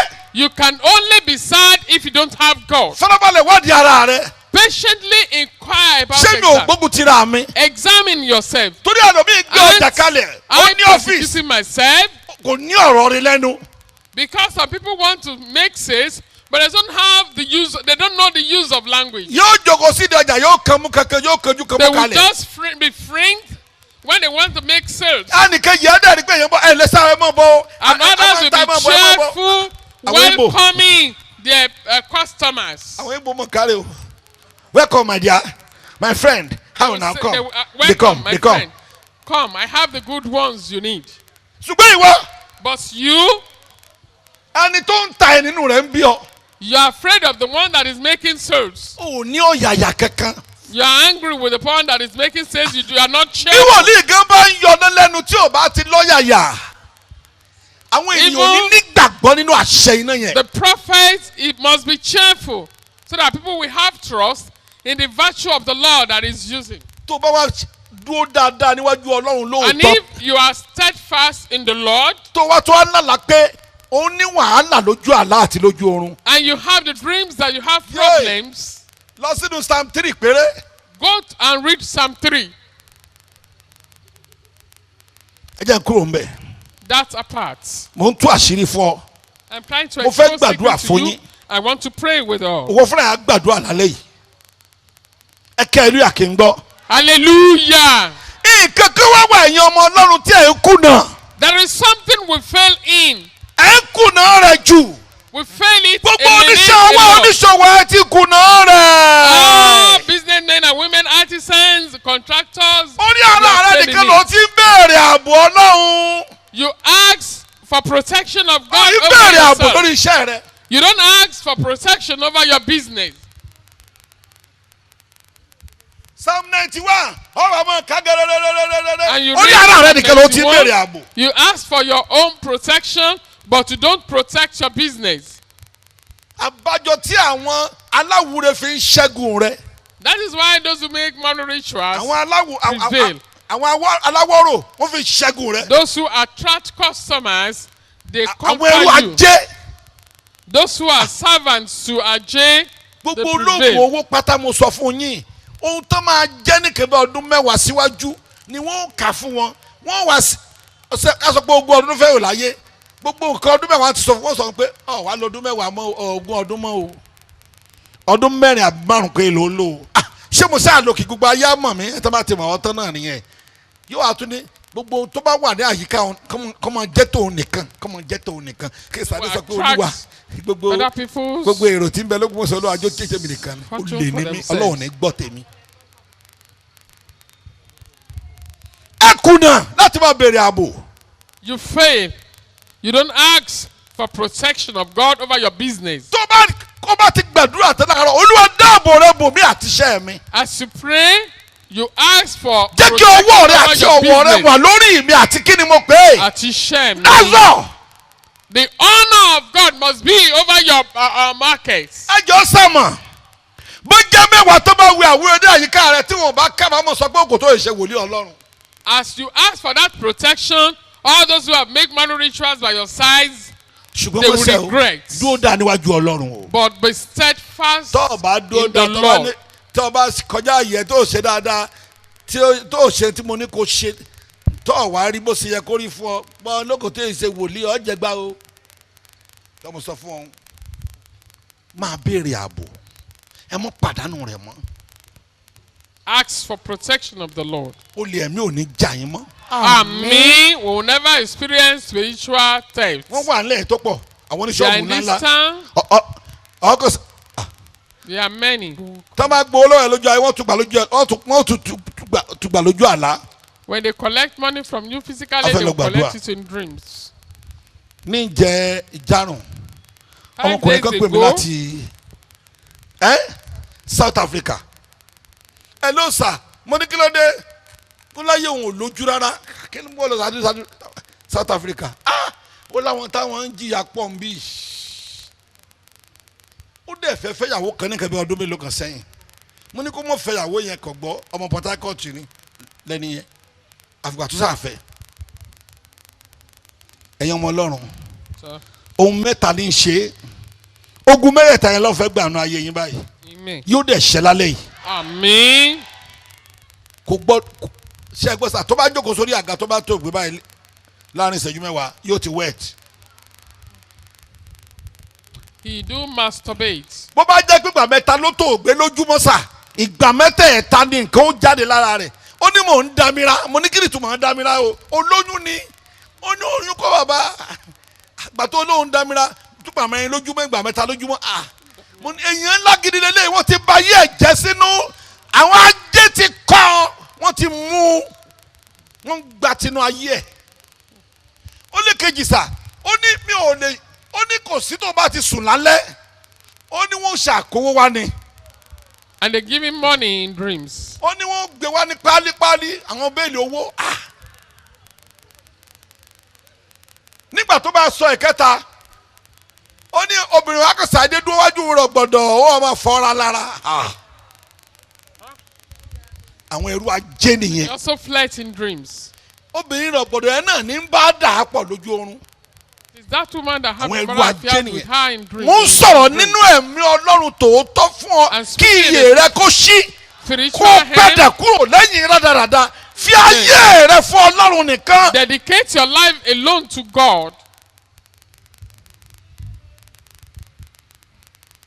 aláàrù tí ń wẹsẹ̀ àwúrẹ́ àwọn orí ẹ̀ ó yà ó ní ìdí ẹ̀ ní Ọlọ́run tó fún ta ni. The Lord is sufficient for you. Lọ́run tó fún mi. ọmọ yìí nígbà tó di ọ wá pè mí mo ní sórí àwẹ̀ tó máa gbà ọ lágbára àti gbàwẹ̀ báyìí ó lóun tiẹ̀ ń wíìkì jù mo lọ́mọ wíìkì jẹ́ kí n bẹ̀rẹ̀ àdúrà fún ọ níwájú ẹlẹ́dàá gbogbo tí n bá tẹ̀ ń jẹ lórúkọ Olúwa màá ṣẹrú yín kì í ṣe pé ẹ mọ̀ sí mi gbọ́ ṣùgbọ́n tí n bá tẹ̀ ń jẹ ibi tọ́lọ́ ń fi mí sí lókèlókè ní mọ̀ gbé láéláé. Amen. má ní arákùnrin tí o bá wọnú àwẹ̀ bá agbára ò ká ogun yẹn tó yẹn tó wà ní ọ̀rọ̀ rẹ súnmọ́ tó wà lẹ́gbẹ̀ẹ́ ọ̀dọ̀ ẹ báyìí jẹ́ kí n máa gbàdúrà fún ọ ní ìgbà mélòó ìgbà méjì ìgbà méjì ni mo fọ ìgbà mẹ́ta ló ní kí n gbàdúrà mo nínú jẹ́ mọ́ gbàǹgbà méjì mo ń gbà láàárọ̀ màá gbà lálẹ́ òní ló dijọ́ karùn-ún fúráyà tó pè mí láàárọ̀ ní bàbá kó ní ẹ̀sẹ̀ mírèkù wo nínú ọgbà tó ń gbé igi ńlá mẹ́ta kan wà ń bẹ̀ àwọn ẹyẹ a máa sọ̀rọ̀ síbẹ̀ ó ní ẹyẹ kan wà tó tóbi ó lọ́dún karùn-ún tó ti wà ń bẹ̀ rí ó ní ṣùgbọ́n nígbà tó di èní lánàá ó lóun ti òun lọ bí iṣẹ́ ó ní èkíní náà ó ní obìnrin tó wá tó máa ń fọ́ra lára yẹn ó ní ìgbà tó dé ó lọ ní mo ti dé o ó lọ ní ìwọ kó o tó sọ pé ìwọ ẹ̀kẹta ó ní yẹ́ ó dẹ̀ ké jáde ó lọ ní ó ní láti ìjárun bàbá ó fi àná pé ní jẹrin ó ní mi ò tí ì dámira kí ni túmọ̀ dámira tó ń wí mo ti ọ̀rọ̀ ẹ ti ayé mi báyìí nígbà tó wá di àárọ̀ yìí ó jáde lọ bí iṣẹ́ ó wá gbàgbé nǹkan kan kò yẹ kó padà wá mú ó ní ṣùgbọ́n àmì yẹn sọ pé padà lọ mú nǹkan yẹn nígbà tó máa délé ó bá ẹyẹ tó tóbi jù ní tó máa ń bà síbẹ̀ yẹn láti bí ọdún márùn-ún ó bá tí wọ́n ti so nǹkan ó so okùn mọ́ ní ẹsẹ̀ ó ti fẹ́ rẹ́ ẹsẹ̀ yẹn já ó wá ń ké káà ká ó ní tó bá dẹ̀ ti lè ké ó lóun mọ̀ pé tó bá jáde lọ òun kàn jáde sani ó ní bàbá ó ní kò dẹ̀ forí igi ẹ̀ lẹ̀ fún ìṣẹ́jú mẹ́wàá rí tó bá lọ báyìí 10 minutes kó tó padà ó ní okùn tí wá so ó wá sórí kodò ó kù díẹ̀ kó kú ló bá ní kó lòun bá já bóun ṣe já ẹsẹ̀ rẹ̀ ti fẹ́ rẹ̀ já ó ní bá ṣe kọ́ ló bá fò lọ mo ló fò lọ ní hàn ó ní iṣẹ́ kò sí yọnu mo ní kò sí yọnu ó ní torí nígbà tóun ti bí iṣẹ́ dé nírọ̀lẹ́ yìí ó lóun mọ̀ rí ń bẹ̀ mọ́ ó ní àwọn tó kù náà wọ́n ti ṣe kí ni o wọn ò wá sórí igi yẹn mọ́ ó ní wọn ò wá lánàá mọ̀ déédéé wọn ò dàbá kan ṣùgbọ́n lónìí wọn ò tiẹ̀ wá mọ́ rárá wọ́n dẹ̀ pọ̀ tán máa ń ṣe sórí igi mẹ́tẹ̀ẹ̀ta àdúrà ni wọ́n gbà fún láàárọ̀ nírọ̀lẹ́ wọ́n á ní àwẹ̀ ọ̀sẹ̀ ní agbára àti gba àwẹ̀ báyìí torí ogun yẹn ò tó bẹ́ẹ̀ mẹ́ta láàrẹ̀ ò tó dojú kọ pẹ̀lú àwẹ̀ àwọn tó ṣe ajé fún ní bayé aláyé jẹ́ bẹ́ẹ̀ ọ̀pọ̀lọpọ̀ olóríire ló ń bẹ ní ẹ̀yìn oníṣòwò oníṣẹ́ ọwọ́ nílẹ̀ yìí. There are a lot of people that are successful among the businessmen and women in this ẹ̀yin tí town. Ọlọ́run ti kọ́ nípa ti yín pé àkàrà yìí ló dín ló ń là no ògì ló ń tà tó ń là no That in that series tẹ́lọ̀ yìí ló ń ṣe tó soríire. is what will prosper them. iṣẹ́ wo ló ṣe tó tí ò lè là ọ́. What is the type of business you do that cannot prosper you? ìwọ ló ní sùúrù It is you that have not kó o been sì patient mọ Ọlọ́run pé èyí tó fi dé mi lọ́wọ́ ni màá ṣe là. and depend solely on God, on what He has committed into your care. máa béèrè ààbò. Ask for divine protection. ẹ̀yin dédé lórúkọ Jésù. Stand up. ẹ̀yin dédé lórúkọ Jésù. Stand up in the name of Jesus gbogbo ẹni tó Christ. fẹ́ bọ́ ní ìgbèkùn ajé lónìí. All those who want to be delivered from the bondage of Ajay today. kí hallelujah mẹ́ta Say tàṣẹ hallelujah. kíákíákíá. Hallelujah. Hallelujah. Hallelujah. ẹnjìníà kí ló dé tí iná ò sí níbi tí mo náwó sí ó wà ń bẹ̀. ẹ jọ gbogbo yẹn pé orúkọ Jésù ní ìgbà mẹ́ta. Call the name of Jesus Christ 3 o lè times. lọ́jọ́ ẹ lè gbàdúrà o lè lè jú gbà. If you like, open your eyes. If you like, close your àdúrà tí eyes. táwọn ẹ máa ṣẹlẹ̀ kíákíá mo ní kó gbà. It's a prayer that will be followed by quick answer. ẹ pé orúkọ Jésù nígbà mẹ́ta. Call the name of Jesus Christ 3 times. ó bẹ̀rẹ̀ sí ní pàṣẹ. You continue to decree nínú ìdè yòówù kí ẹ̀mí ajé fi mí sí. any bondage with the spirit of Ajay has put nínú me. ìdè yòówù kí ohun ajé mọ̀ ṣàìfi mí sí. In any bondage with the voice of lórúkọ Ajay Jésù has mo placed gbà me. ìtúsílẹ̀. In the name of Sórí Jesus báyìí, Christ, mo I gbà am ìtúsílẹ̀. delivered. I am lálẹ́ yìí kí delivered. ni mo ṣe. Mo gba ó yẹ ìtúsílẹ̀. gbàdúrà bẹ́ẹ̀ gbàdúrà bẹ́ẹ̀.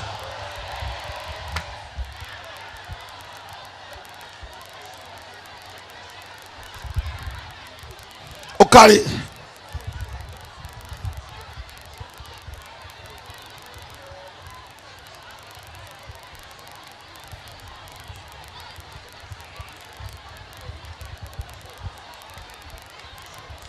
mo gbà ìtúsílẹ̀ wí bẹ́ẹ̀.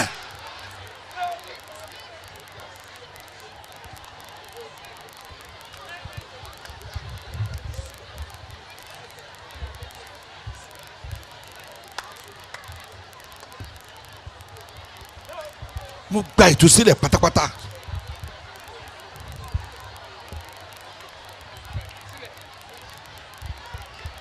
yes sọ bẹ́ẹ̀.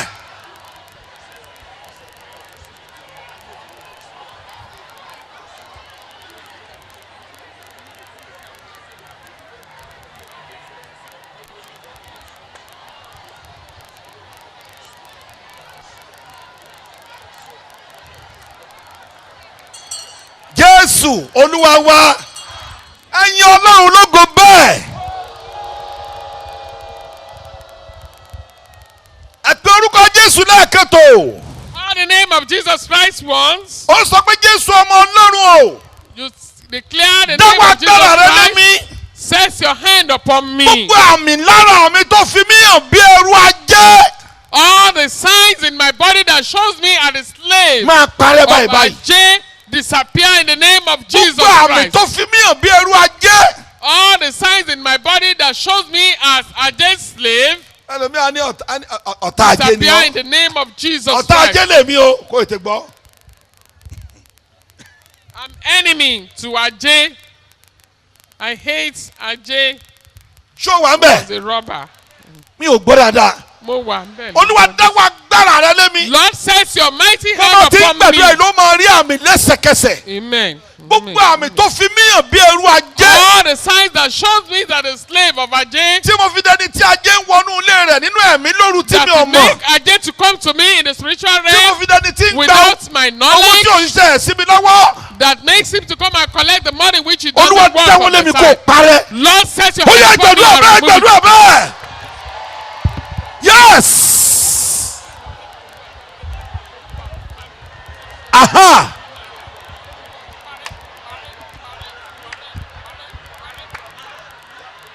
yes. olúwa dáwọ́ agbára rẹ lé mi. àmì tó fi hàn bí ẹrú ajé. àmì tó sọ ọ́ di ẹni òkúta wí bẹ́ẹ̀.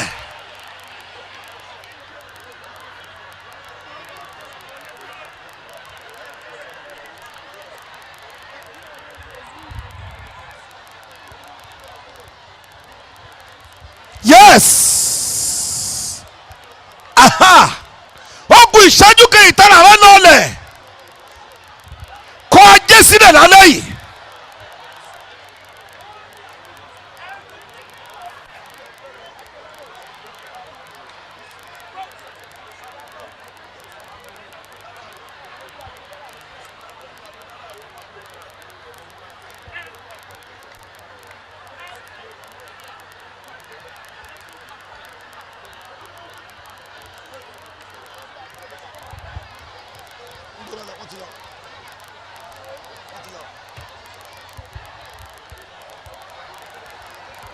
Jésù Olúwa wa. àdúrà kù méjì. ẹ pe orúkọ Jésù lẹ́ẹ̀kan pẹ̀lú ìtara ńlá. Olúwa láti òní lọ bò gbogbo àṣírí mi. Call the name of Jesus Christ once with a great zeal. Lord, henceforth, provide Àdúrà. for all my needs. tó dára jù fún oníṣòwò àtòníṣẹ́ ọwọ́ nìyẹn. That is the best prayer for the businessmen and women. ọ̀tọ̀ ní ààbò. One thing is for divine protection to be Ṣùgbọ́n upon one's kó wá bò business, gbogbo àṣírí yẹn. and the Lord should provide for all our ní kí ni ó máa needs. ṣẹlẹ̀ sí ọ. What will happen? wọ́n á kọ́ sàdédé gbọ́jáde. They will just Lord, bring your market afẹ́kọ̀ọ́bá ṣé ó lè bá àtajà yìí. and ask you to sell it for them. ẹ gbé wá. Bring it, ẹni mi àtúgbò tiẹ̀ dé. and others will carry their ìwọ ni own. wọ́n máa dá sí They lọ́dún. will come to buy from us. ìwọ náà wọ́n sọ pé kò sọ́jà tí mi ì lè tẹ̀ sáà gbé wá. They will collect, bring their sales, and you will sell them. to them. irú ọjà yẹn mo láìkẹ́ máa tà fún yín. And they will say you àti like bẹ́ẹ̀ it, bẹ́ẹ̀ lọ and you will make sales. ìwọ ni wọ́n from máa it. ṣíwé ìrántí They will open the ohun tó dáa record kan. of good things ẹni concerning your tọ́lọ́run bá life. ti bu àṣírí rẹ̀ Anybody that the Lord Ojú ò lè provided tì. for will never be ọlọ́run á put máa to ṣíwé shame. ìrántí ohun tó dáa kan. The Lord will open the record of good things to ẹni us tó to fẹ́ ó the- rántí rẹ̀ sí ohun tó The dáa one that loves ẹni tí him ò will fẹ́ think yóò rántí rẹ̀ sí ohun tó dáa. concerning him. ó kú àdúrà méjì. Two Orúkọ more prayer Jésù lẹ́ẹ̀kan. points. Call the name of Jesus Christ once. Olúwa bò gbogbo àṣírí mi láti òní lọ.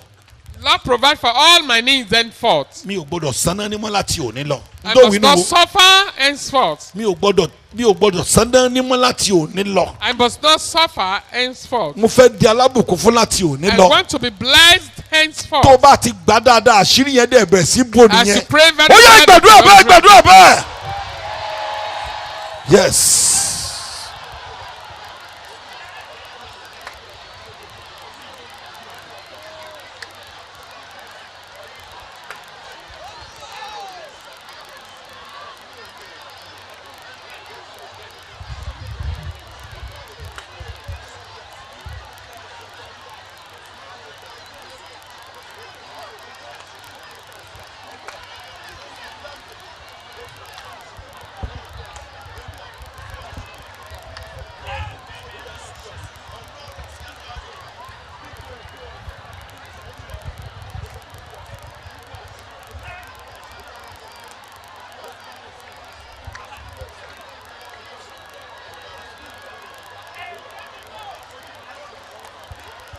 Jésù Olúwa wa.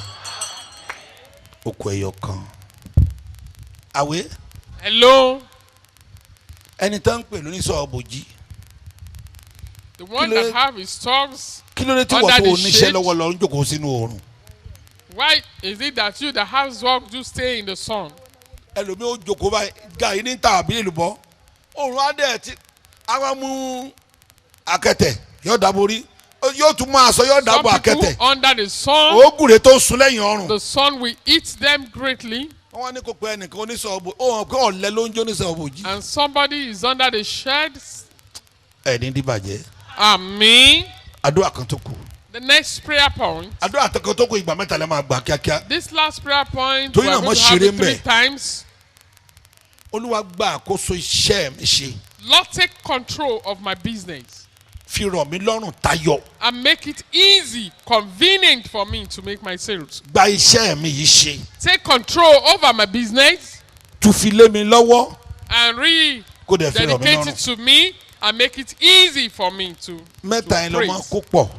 We are going to pray those 3 prayer points. Olúwa gba iṣẹ́ mi Lord- yìí gbà mi ò mọ̀ ṣe. Lord, take Wí bẹ́ẹ̀ kí n control. gbọ́. Lord, take control over my business. I Àbídọ́ don't mo sọ know fẹ́ yan ọmọ yìí pé how to mo mọ̀ do bá ṣe it. iṣẹ́ Olúwa.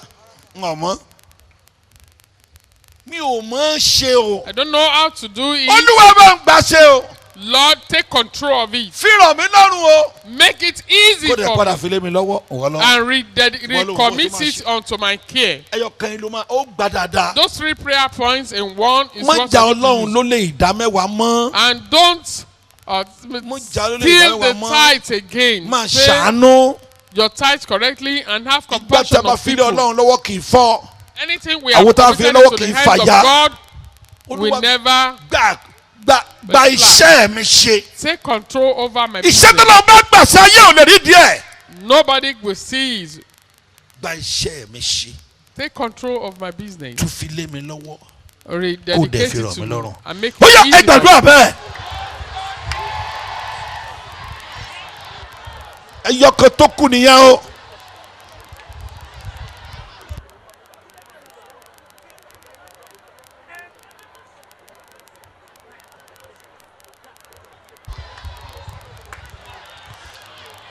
Ó dẹ̀ gbàdúrà.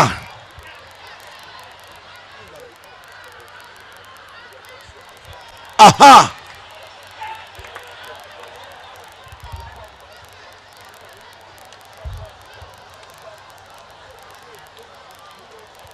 Kí ayé má bàa rí díẹ̀ mọ́ mi lọ́wọ́ mọ́ kó lè kí ajé má bàa jà mí lólè mọ́.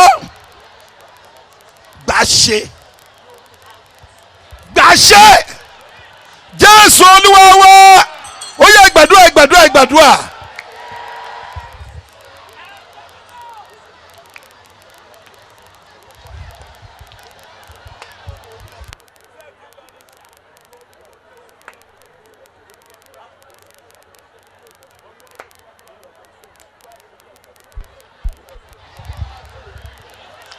Sọ bẹ́ẹ̀ sọ bẹ́ẹ̀ sọ bẹ́ẹ̀.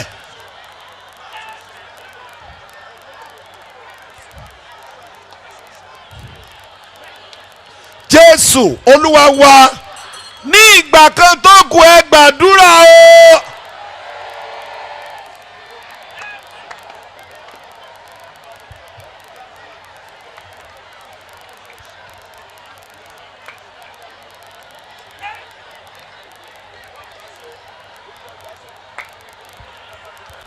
Ẹ sọ̀rọ̀ ẹ sọ̀rọ̀. Mi ò wí àwúrẹ́ mọ́ Olúwa gba iṣẹ́ mi ṣe. Mi ò fẹ́ àtìlẹ́yìn ajé mọ́. Olúwa fi rọ̀ mí lọ́rùn. Fi lé mi lọ́wọ́ kó fi rọ̀ mí lọ́rùn. Yes.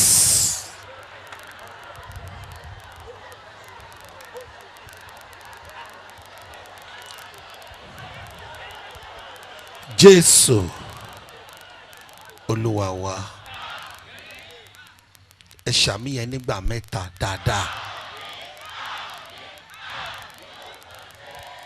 Láàárín ìṣẹ́jú kan bàbá ń bọ̀ àgbàdo àfọ̀ tó ní wọ́n ti mo rí pé àwọn ọmọ ti ń súnmọ́ tó. ẹ gbé ohùn ògo sókè gan kẹ́ni tó wà lọ́dọ̀ ẹ kẹ́rù ó bà ó yá.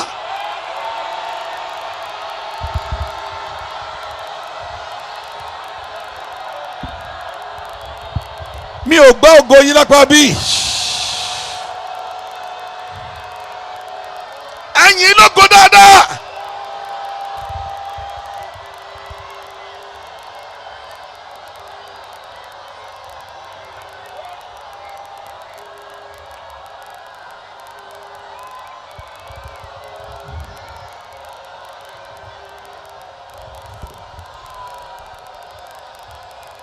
ẹ̀yin tẹ́ wà lábẹ́ ẹ̀bẹ̀ yẹn ẹ̀yin ó ti dá yín lóhùn àdúrà ni mo ń sọ fún yín o. apá bíi mi ò gbọ́ ògo yín o.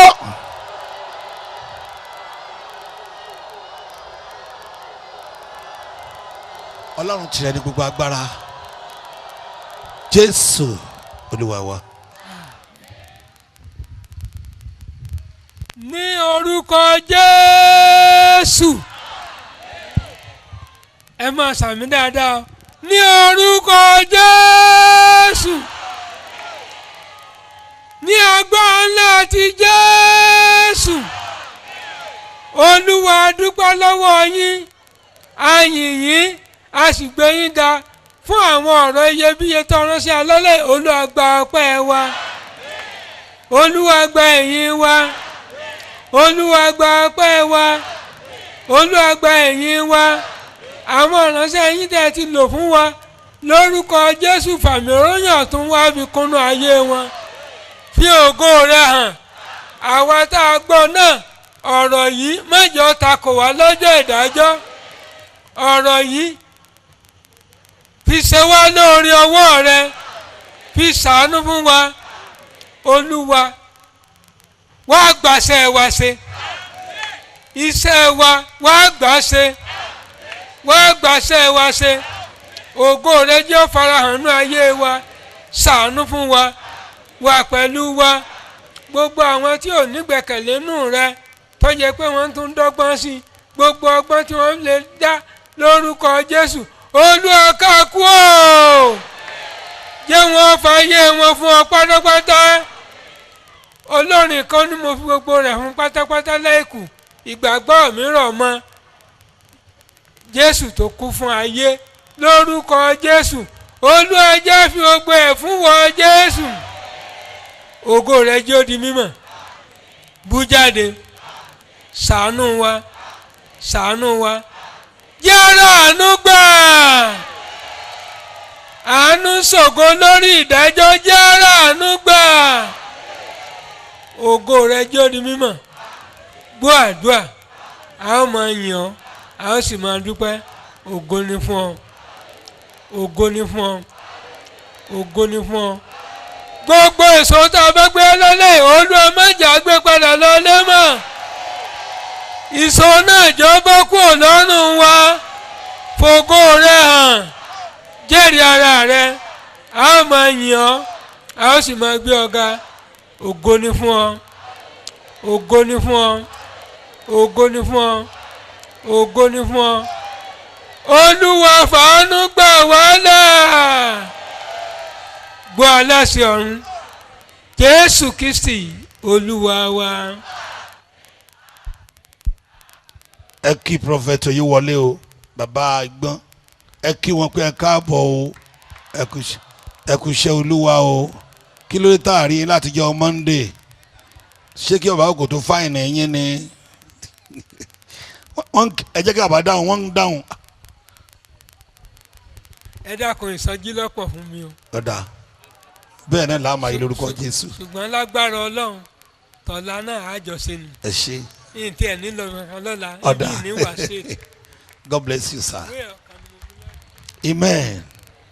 ètò mú mi wà nínú ìsọjí ńlá yìí. that made me to be here tí present. kì í bá ṣe ètò ọlọ́run. Had it not been for the plan of the mi Lord, ò lè wà ń bẹ̀. I would not be here. ṣùgbọ́n ètò ọlọ́run ni pé But the program ó of the fẹ́ ṣe Lord nǹkan kan. that he wanted to do èmi something. náà dẹ̀ gbàgbọ́ bẹ́ẹ̀. And I believe so. ìsọjí tí mo bá lọ The revival I lọ́jọ́ go, kìíní the first day, lọ́jọ́ kejì the second tí mi day, ò rí àmì which I don't see èmi kì í signs, lọ mọ́. I don't go àṣà again. tèmi nìyẹn. That is my usual habit. ṣùgbọ́n nígbà tí mo wá bí ní But while I ìjẹta came here 3 days ago, ohun tó ṣẹlẹ̀ ni pé what happened was owó pọ̀ lọ́wọ́ mi I have just little money with me. ṣùgbọ́n ìránṣẹ́ ọlọ́run kan àti ìyàwó ẹ̀ wọ́n jí wá láàárọ̀ But kùtùkùtù one minister of God and his wife came early in the morning to me, wọ́n dẹ̀ sọ̀rọ̀ nípa ìfífúnni kí n fún wọn. and they discussed about giving níwájú ọlọ́run àti ènìyàn before God and man, gbogbo ohun tó wà lọ́wọ́ mi pátápátá and all the things that I Ni mo have gbé with kalẹ̀ fún me, wọn. I gave it to them.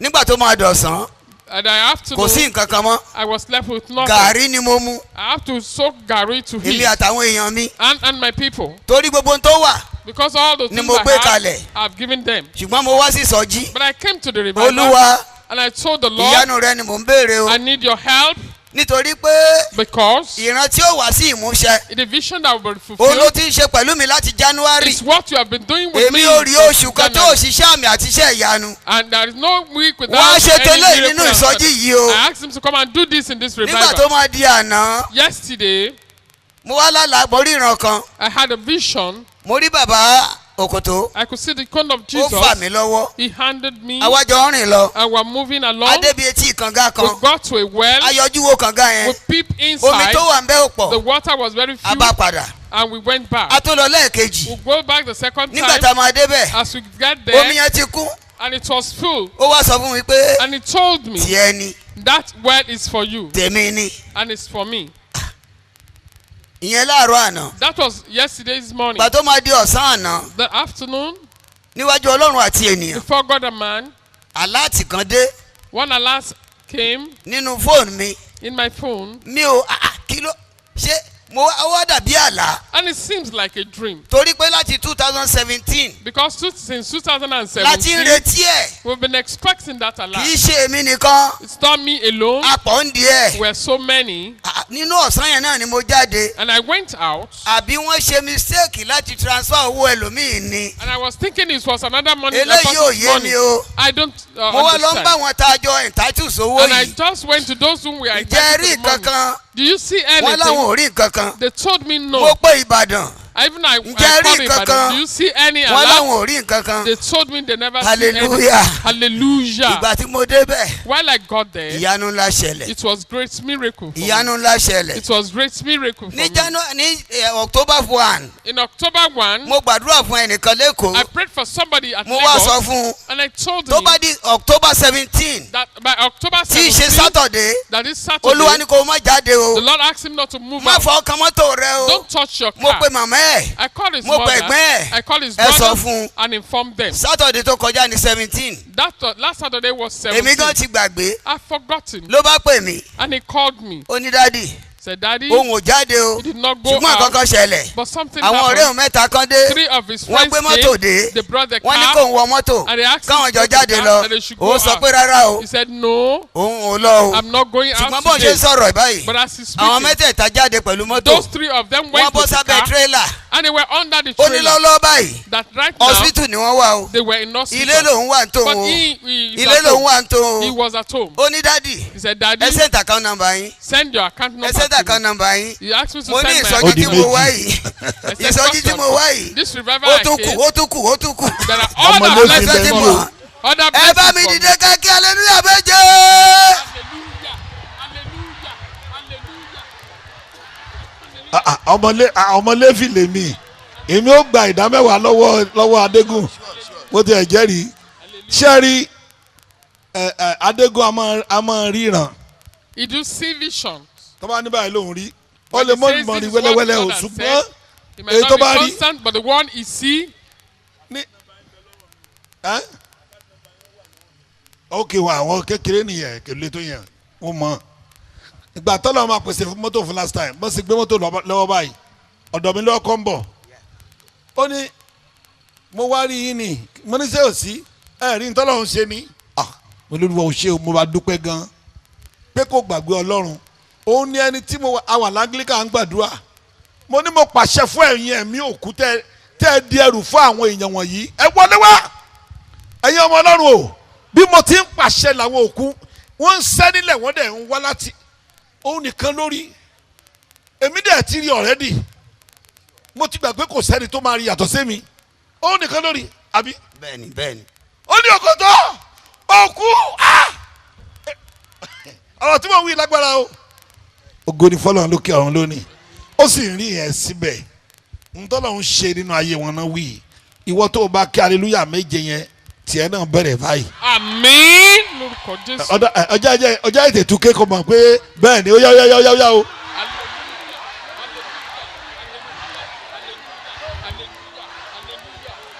God bless you, sir. Hallelujah. Hallelujah. Ẹ gbé omi yín ẹ ṣí. Open your bottled water. Mo fẹ́ sọ tó fẹ́ lò fún ọ. I will tell you what you're going to use it for. Ṣé kí èso mi tí mo fẹ́ mu ló gbé lọ́wọ́? Lọ gbé tiẹ̀ lọ́ra tiẹ̀. Bá ń gbómi mi. Gbómi mi lẹ̀. Bá ń gba omi lọ́wọ́ rẹ o. Bá ti jẹ́ máa mú nǹkan mi. Ẹ jẹ́ gbọ́. Ẹ gbọ́ ohun tí ẹ máa lómi fún. Kí n tó yà sí mímọ́. Use the water before I sanctify it. Gbogbo yín tí ẹ ti wẹ àwúrẹ́ rí. All those who have used àti tẹ́ ẹ̀wẹ́ rí. You are back with soap that is gbogbo yín tí ẹ ti gbé àmì kámi. That they make provision Ọlọ́run máa into the lo soap omi for. láti pa gbogbo rẹ̀ rẹ́. The Lord will use the water to wash away all tó bá those ti things. délé. While you got home, wọ́n á dà sórí ara rẹ̀.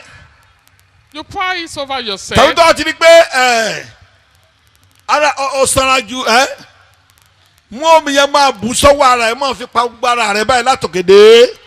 Pour it on your hands and use it to wash tàbí your kó body. da sára báyìí kó from dé head. gbogbo ara Or rẹ̀. you pour it over your body downward. ó tún fi ní kó máa pa ni pé kó lè dé Gbogbo ara. abíyá rẹ̀. Your àti armpits. gbogbo ẹ̀ délẹ̀ kó wá kúnlẹ̀ pé olúwa mo dúpẹ́ pé ó ti wẹ ẹ̀gbin ìríra And ẹ̀gbin you òkúta thank the Lord kúrò that nínú he ayé has ìtani. washed nínú ayé mi. omi tó All fi the para yẹn poverty, you wash it on my body. má off my nù body. dànù o. Don't towel your body. òkòtó Jésù ló sọ fún ọ pé má nù o. Don't towel your body when you pour the tó bá water tiẹ̀ on gbọ́n yourself. máa bomi yẹn sọ́wọ́ mọ́ fi wọ́n àrẹ báyìí kó lè wọ́n Sprinkle dáadáa it fi wọ́n. over your body. Sprinkle it. lóòótọ́ ni mo sọ fún yín tó bá dẹ̀ ti ṣe tán kó tó sùn And as ni you do that, this is kó before you olúwa mo sleep. dúpẹ́ And you kneel down and thank bí o the ti wẹ Lord gbogbo ẹ̀gbin ayé kúrò that you lára mi have washed all the kò sí filthiness of ẹ̀gbin the òkúta world. lára mi mọ́. All the filthiness dúpẹ́ of yẹn poverty. dáadáa You have washed it off my body. Oh. And thank the Lord dúpẹ́ yẹn greatly. dáadáa. Thank the Lord greatly. onílọ́jọ́ ìwẹ̀nùmọ́ rẹ o. Today is the day of our purification. ọ̀la ni ọjọ́ títẹ̀ ìràwọ̀. And tomorrow the Lord will sọ́pẹ́ radiate títọ́ kí ni mo pè é. our mi ò star. gbọ́. Ọ̀la ni títàn sọ fún ìràwọ̀. ènìyàn mẹ́ta pé bí ìràwọ̀ rẹ ti kú yóò tàn. If your stars is dead, the ọlọ́run Lord yóò will tún tàn fún shine ọ. it. The Lord will shine it for us. máa tiẹ̀ jẹ́ kẹ́ gbọ́ testimony kan lọ́la lẹ́nu I will arábìnrin allow kan you to hear one ní tó ṣẹlẹ̀ nínú ayé ẹ̀ testimony. lọ́sẹ̀ yìí. What happened in our life this o láfi week? ṣíde lọ́la. That's what we are going to use as the first kí a thing tó tomorrow. wọ inú iṣẹ́ Before we gbogbo start the aláìsàn work, pátá máa gbàdúrà fún ọ lọ́la. all those who are iṣẹ́ sick, ìyanu the Father will láàkọ́ pray bójú for tó them, lọ́la. will face miracles. now a tomorrow's wá parí ẹ̀ Sunday, sí and we'll round it títẹ̀ up ìràwọ̀.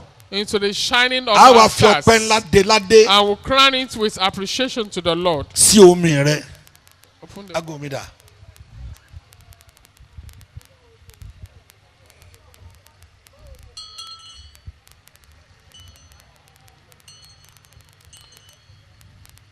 ṣé o wà ń bẹ̀?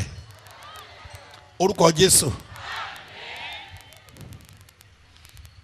gbogbo ayé ti ṣe àmì ẹ̀ kan ìwọ ò tí ì ṣe àmì ẹ̀ kankan ń tiẹ̀. orúkọ Jésù.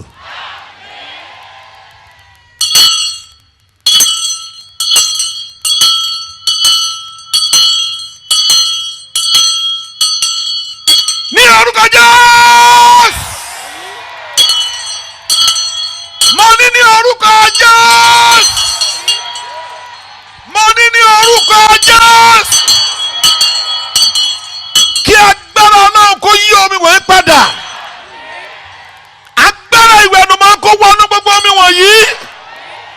àṣẹ ìwẹ̀nùmọ́ kó wọnú gbogbo omi wọ̀nyí.